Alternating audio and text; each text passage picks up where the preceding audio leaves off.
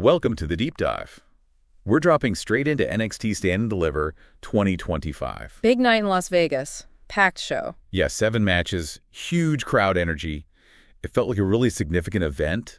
Lots of moments people are buzzing about already. For sure. So, our mission today, yours and mine, is pretty straightforward. We're going to sift through all that action, right, pull out the key developments, the surprises that maybe blindsided people, and figure out what these results actually mean for NXT going forward. Yeah, cut through the chaos, basically. Forget scrolling highlights for hours. We'll get you the core story. Exactly. We've got you covered on what really went down. Think of it like the essential guide to Stand and Deliver. What were the narratives? Where are things heading now? Okay, let's dive in then. Started with pre-show, actually. Okay. Even before the main card kicked off, things were already getting intense. The #1 contenders match for the women's tag titles. Right. Had a whole mix of teams in there. Roxanne Perez and Cora Jade, Gigi Dolan and Tatum Paxley, Metaphor, Fatal Influence. Quite the lineup. A real scramble, but the big story coming out of that one. Oh, yeah, the absolute implosion between Perez and Jade. Dramatic doesn't even cover it. Perez just walking out, mid-match. Left Jade completely stunned. You could see it. That partnership, always a bit rocky, just blew up spectacularly. Yeah, that on-again, off-again thing finally went off. Permanently, maybe. Leaves Jade in a tough spot. Makes you wonder, what was the final trigger there? And while that drama unfolded, someone else saw their chance. Gigi Dolan and Tatum Paxley. Exactly. They hung back, played it smart, and when the opening was there, boom, they took it, victory, and now they're the #1 contenders. Saw some clips of them after, too. Super confident, talking like they've already got those belts. Talk about seizing the moment, right? It really shows how those multi-team matches can just flip on a dime. One team falls apart, creates an opportunity somewhere else. Dolan and Paxley were ready for it. Definitely focused. Yeah, suggests they had a clear game plan. Right place, right time. Okay, moving on to the main card proper. Kicked off strong with the North American Championship. Ricky Saints defending against all ego, Ethan Page. This was interesting. The build really played up their different journeys, different styles. Page, the seasoned vet, against Saints, who's just, incredibly resilient. And that contrast showed up in the ring almost immediately, didn't it? Oh, yeah. Page went right after Saints' lower back. Classic strategy. Trying to ground the faster guy, limit that high-impact offense Saints relies on. You could see Saints trying to fight through it. But you just can't keep Saints down, can you? He was visibly hurting, but then there was this moment. One of the commentators called it a twisted grin. Yeah, I remember that. He almost enjoyed the punishment before turning it around. He absorbed so much, then bam, creates an opening, hits that spear out of nowhere. Followed it right up with the Rochambeau. That spinning neckbreaker finish. And that was it. Saints retains.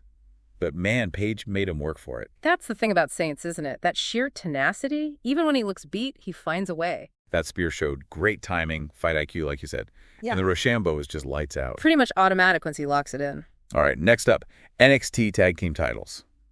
Fraxium, Nathan Frazier and Axiom, defending against Hank Walker and Tank Ledger. Now this one, if you were making predictions beforehand. You'd probably lean Fraxium, right? They've been solid champs. Exactly. But we got a huge upset here. Hank and Tank. Biggest win of their careers, no question. Did you see that coming at all? Honestly, no, not really. But watching the end back, that finish was decisive. The double splash spear combo thing. It just flattened them. Really powerful teamwork.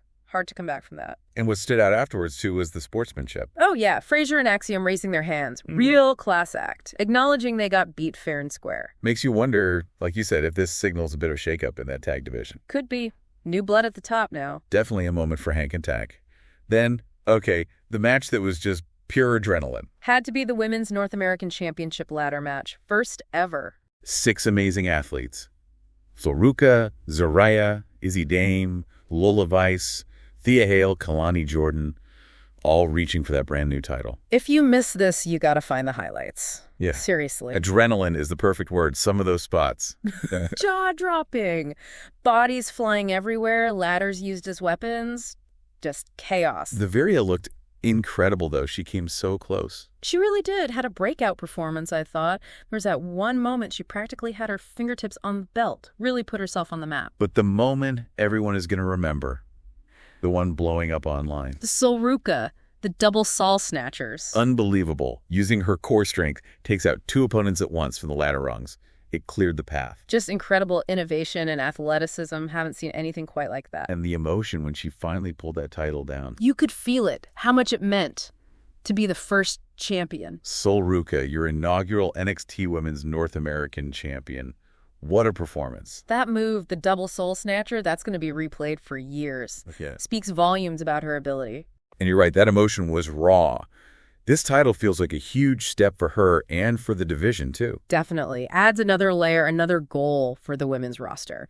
Creates new matchups, new stories. Could lead to some really interesting dynamics. Okay, so from that high, we kind of shifted gears dramatically. The 6-man tag.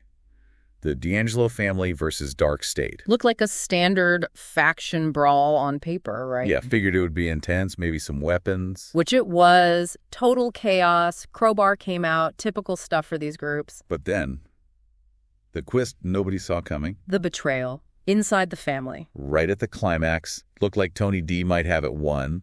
And then Stacks chanting Lorenzo just hits him with a low blow. Handed the win straight to DarkState. The crowd went silent. Must have been dead quiet in there. Absolutely stunned. And what made it even more chilling was Stacks afterwards. Just walked off. No explanation, no remorse. Nothing. Just cold, calculated, betraying Tony D on the biggest stage. This feels massive for the D'Angelo family. Oh, it's huge. What's the fallout going to be? Does Tony D go for immediate revenge or does he play it smart? Stacks' silence is what gets me. It doesn't feel impulsive. No, it suggests the plan. Maybe a long game. Could be setting up a major power struggle within NXT. Tony D's not going to take that lightly. Stacks made a serious enemy there. This story could really dominate NXT TV. Agreed. Okay, moving on. The NXT Women's Championship, Fatal 4-Way. Stephanie Vaquer defending against Giulia, Jordynne Grace, and Jaida Parker. This had show stealer written all over it. Yeah. 4 distinct styles, all top-tier talents. And it absolutely delivered on that promise. Yeah. Everyone brought their A-game. You had Parker with those vicious hip attacks. Grace just throwing people around with that power. Giulia being so precise, so technical. That was relentless, nonstop action. Everyone got moments to shine, kept you guessing who might walk out with the title. Edge of your seat stuff, definitely. But in the end, the champion stood tall. Stephanie Vaquer.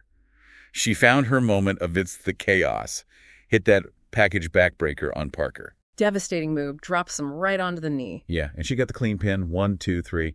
No controversy. That's important, right? Winning cleanly in a fatal 4-way like that. It solidifies her reign, shows she can beat the best, even when the odds are stacked. Sends a real message to everyone else gunning for that title. She's the dominant force. No doubt about it.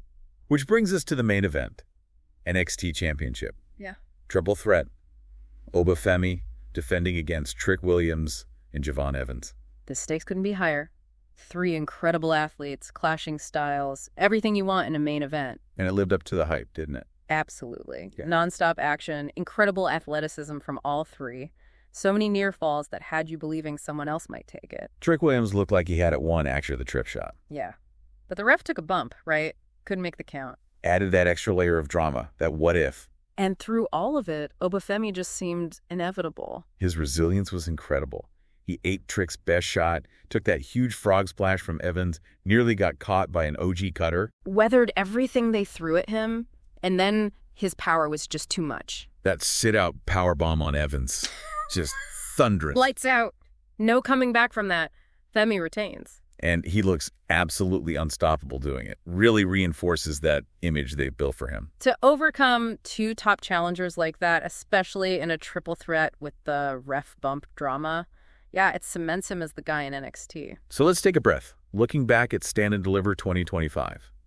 A night of really big shifts. Definitely. We got a new champion crowned with Sol Ruca winning the women's North American title. A huge upset in the tag ranks with Hank and Tank winning. Plus the continued dominance of Stephanie Vaquer and, of course, Oba Femi holding onto their gold. And we can't forget those other moments, the ones that changed dynamics completely. The Perez and Jade split. Huge implications there. And the Stacks betrayal of Tony D'Angelo. Shockwaves from that one. These aren't just footnotes. These are major storyline drivers moving forward. They're going to shape NXT for weeks, maybe months. Absolutely. Which kind of leads us to the final thought for everyone listening. As we look ahead, draft season is coming up. Backlash isn't far off. Things move fast. They do. Yeah. So really think about which of these developments from Stand and Deliver you think will cause the biggest ripples. What's going to have the longest-lasting impact on NXT? Is it the new champions finding their footing? Ruca, Hank, and Tank. Or is it the fallout from those broken alliances? Perez Jade, the D'Angelo family implosion. Or maybe it's just the continued dominance of Oba Femi. Is anyone going to stop him? Yeah. Which storylines coming out of this huge night have you most locked in? What are you most interested to see play out? It's a really dynamic time for NXT right now. For sure. The story is definitely far from over.